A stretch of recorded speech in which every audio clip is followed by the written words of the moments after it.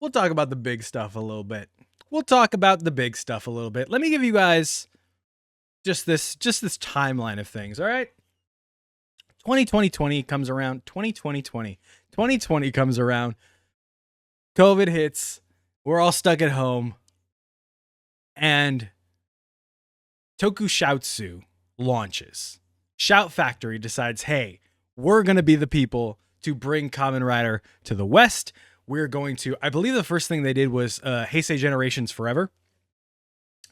And we're going to show off Heisei Generations Forever. We're going to have this big deal with it. We're going to, do this big live stream with everybody watching all at the same time. We're going to have the actor of Woz introduce the movie and give away, I believe he gave away a signed Woz driver. Introduce the movie, give away the Woz driver. And it's going to be super sick. And everyone was stoked. And then they announced they're going to be subbing 01. And I was super sick. And it got released. We got the poster with it and everything. And then everything kind of died down for a little bit. And then we got the announcement that Kuga was going to be released. And then the announcement that Gates was going to release. And every time, it just kind of died down a little bit. Team Rider kind of came and went. They were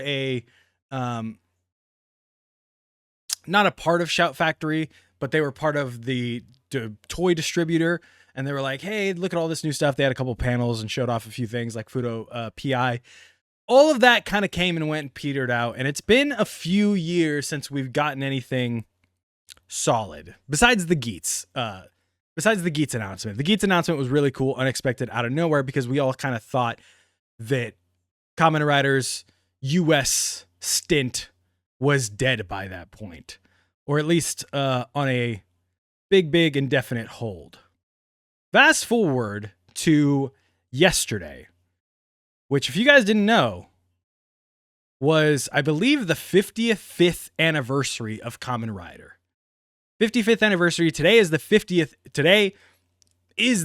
anniversary of Sentai. But yesterday, quite early in the morning, we get this tweet from this brand new account called Kamen Rider Global. At the time, it was not verified. At Kamen Rider _EN. And it says, the wait is over. Official Kamen Rider Global account is here. Hashtag Kamen Rider. Hashtag Tokusatsu. And a lot of people got really excited. A lot of you were thrown into the Discord and said, look, Hawk, official Kamen Rider, 54th anniversary. I'm sorry.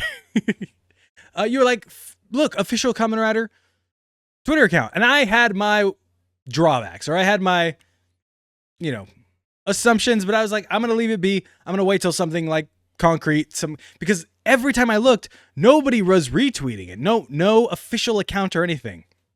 A couple hours later, Tokusatsu retweets it. Okay, that's an official source. That's one, but I feel like we need two. So I'm waiting. And then the account gets suspended. The official Kamen Rider English account gets suspended. And I thought to myself, well, that kind of seals the deal on it. Don't know why it got suspended, but okay. And then late last night, hours after it got suspended, it popped back up, luckily, and it was verified, which, being verified on Twitter used to mean something. Now, kind of not as much. But at that point, it got retweeted by the official Kamen Rider Twitter. It said, announcement, the Kamen Rider Global account is now live. Please follow for all Kamen Rider news and updates. And the account itself quote tweeted that with a little tongue in cheek and said, and we're back. Thank you for all your support in helping to reactivate the official Kamen Rider Global account. Please stay tuned for all things Kamen Rider. In the meantime, we will go investigate who was behind this. You can make a ton of jokes that Twitter, Elon, shocker, took down the official Kamen Rider Twitter account. And they would all make sense. They would all make sense. And I would give you a high five, because that is who took it down. But I think there's a bigger picture in this that a lot of people kind of skipped over, is that 2 days ago, we had this. We went over this on stream. The Deadline interview with CEO and Toei president Fumio Yoshimura, where he specifically talks about bringing Toei productions to the West. Partnering with people in the West for distribution of Toei productions. And how also, he says, quote, we also want to look at how we expand our existing Tokusatsu special effects franchises, Kamen Rider, Super Sentai, and Power Rangers. This has always been Toei's forte, and we're hoping to expand these properties. So do I think it's a coincidence that 2 days after this came out, we get an official English Kamen Rider Twitter account? Absolutely not. Now, am I Twitter's biggest fan? No. Twitter absolutely fucking sucks, and if you're on it, get off it for your brain and your mental health. But I also understand that, like, Twitter is where stuff happens. Twitter is where Joe Biden dropped out of the presidential race before anywhere else. Before any other news outlet knew, he posted that shit on Twitter. Twitter is like a hub for this niche that we have. There's no place else where you can get the news and everything as quickly as Twitter for Tokusatsu stuff. It's just how it is. So it's cool that we have a English Twitter account for Kamen Rider. What's even cooler is that this is a actual effort by the people at Toei to expand Rider and Sentai into the West. Now, Sentai, there might be a bigger problem because, like it says right here, it's Power Rangers also rolled up into there. So it might be a much bigger problem to get Sentai over, but at least we have a starting point with Rider. So no matter what we get, whether it be dubbed Rider in some form, or if we get just subbed Rider brought over in some official form that may not even be simulcasted, maybe weeks, maybe months after, or Blu-rays after it airs.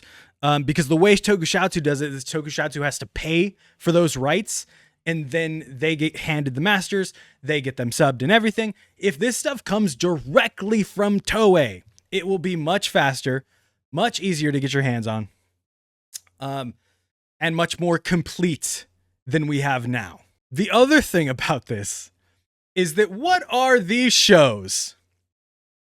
These shows are firmly toy commercials. If they want to show you these shows, then they are doing it for a reason. And that is for you and me and everyone else to buy the toys, to buy all this cool plastic that I have behind me. Cheaper Toku toys delivery. You would think so. You would think so, because the big thing standing in their way, and the craziest part about all this, because Toei's timing has never been great at all. And once again, something is moving the goalpost, and that is Donald Trump's tariffs on Japan. And when I say this is a big deal, I don't want you guys to misconstrue what I'm saying. This is a global fucking deal, where it's not only going to affect your Toku toys, it's going to affect Transformers, it's going to affect G.I. Joe, it's going to affect every piece of plastic that you or your little brothers have in their house, or little sisters. Nintendo just announced the Switch 2. Everyone's super excited about the Switch 2. Nintendo has had to put off pre-orders for the Switch 2 because in preparation for these tariffs, Nintendo and a bunch of other computer and technology people moved their distribution centers, their factories out of Japan and China into Taiwan. And Taiwan got a bigger tariff than Japan and China. That is why Nintendo had to put off pre-orders for the Switch 2. So it impacts such a gigantic, stalwart company such as Nintendo that it will affect Toku toys in the West, and we are already seeing it happen. Let me go over and find him on Twitter. If you know Kotetsu Toys Japan, he's already talking about how he's going to have to close down his shop. All right, this is a tweet from Taka. He runs Kotetsu Toys Japan. It says, "This is really starting to look like a real possibility that exports from Japan to the US will become impossible for small stores like me. I didn't expect to lose my job so suddenly. I'll continue my store as much as I can, but I don't know what will happen in the future if tariffs and other export rules to the US become any stricter." And Taka is like, runs an incredible store where if you want to find like very niche or very old stuff in Tokusatsu, Kotetsu Toys Japan has it. Kotetsu Toys rules.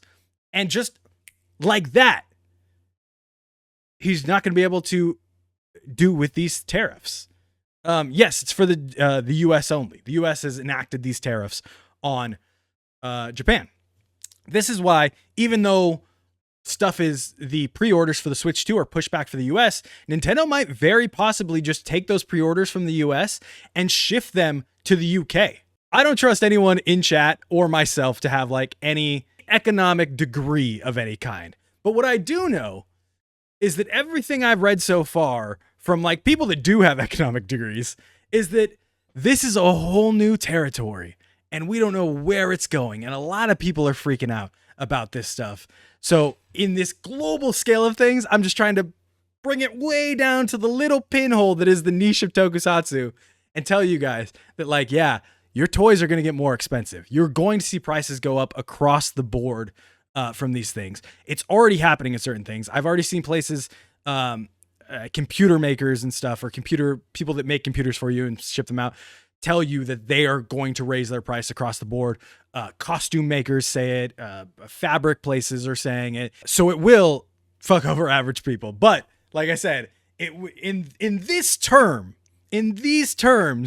where we buy this kind of plastic, it is very crazy that the English/Western US expansion of Kamen Rider will come on the heels of all this stuff happening. Of all these tariffs being enacted. And like I said, TikTok was supposed to be banned tomorrow. It's been pushed back. TikTok was supposed to be banned 3 months ago. That was pushed back. We are literally living day by day in this crazy fucking world that we're in. So anything could happen. The tariffs could be gone tomorrow. They could be here till December. Literally no one knows. I think it's all stupid.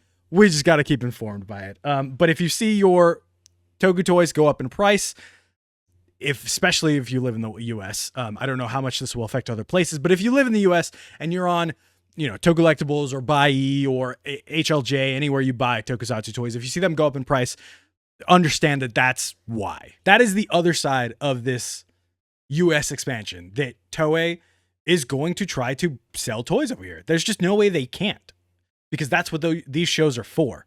They're not going to give you the shows unless you got the toys coming with it, because that's where you make the money off of it. That's where you make the money off of it. Do I know who they're going to partner with? If they're going to do some kind of streaming service? No. I've seen everybody want that stuff. I would love that personally. A Toei streaming service where you can get me Sentai and Rider for the past, 55 years. Please. All that stuff is just, like I said, up in the air. All we know so far, and this is all just theorizing, because all we know so far is that we now have an English global Kamen Rider Twitter account for updates. And the only thing they've tweeted so far is the wait is over. What we were waiting for, what they think we were waiting for, we have yet to see.